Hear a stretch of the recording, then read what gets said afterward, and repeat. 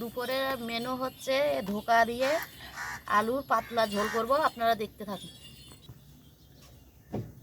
ধোকার মশলা পেঁয়াজ রসুন আদা কাঁচা লঙ্কা একসাথে মিক্সড করব। গাইস এখন ভাত হচ্ছে কাঠের উনুনে, এরপরে ধোকা রান্না করব, আপনারা দেখতে থাকুন।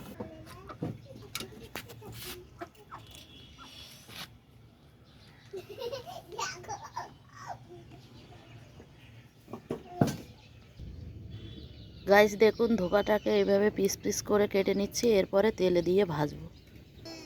তেলটা গরম হয়ে গেছে, এবার ধোকাগুলো দিয়ে দেবে। বলেছিস? হ্যাঁ বলেছি তো। হ্যাঁ, কড়াইতে সাদা তেল দেওয়া হয়েছে, এবার ধোকাগুলোকে আস্তে আস্তে ভেজে নেব লাল লাল করে।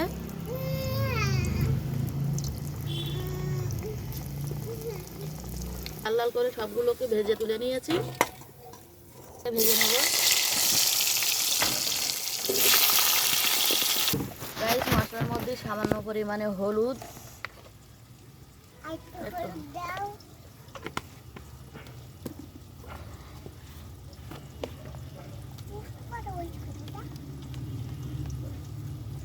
ধনে গুঁড়ো,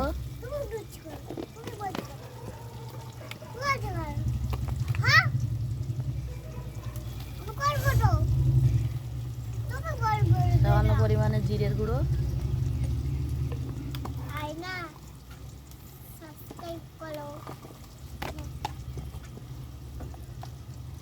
লঙ্কার গুঁড়ো,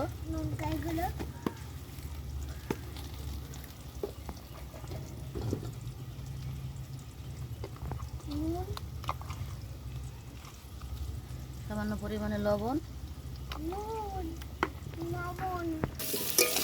গাইস আলুগুলোকে লাল লাল করে ভেজে তুলে নিচ্ছি। এবার মশলাটা দিয়ে দেবো, যতক্ষণ তেল না ছাড়বে ততক্ষণ কষাতে থাকবো।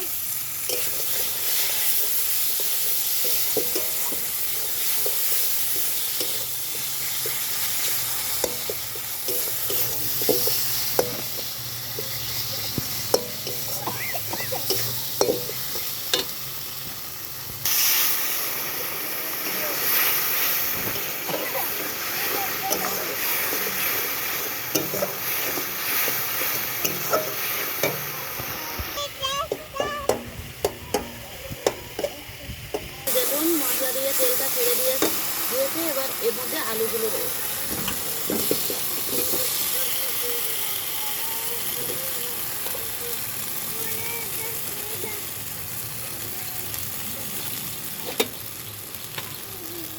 আলুগুলো দিয়ে কষাতে থাকবে।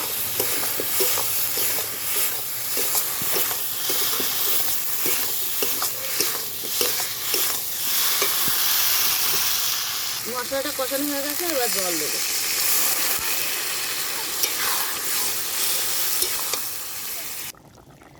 গাইস তরকারির মধ্যে এবার ধোকাগুলো দিয়ে দেবো।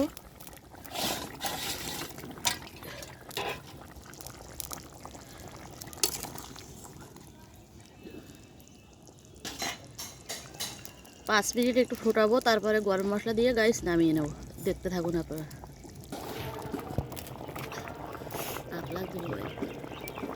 গাইস গরম মশলা দিয়ে এবার তরকারিটা নামিয়ে নেব।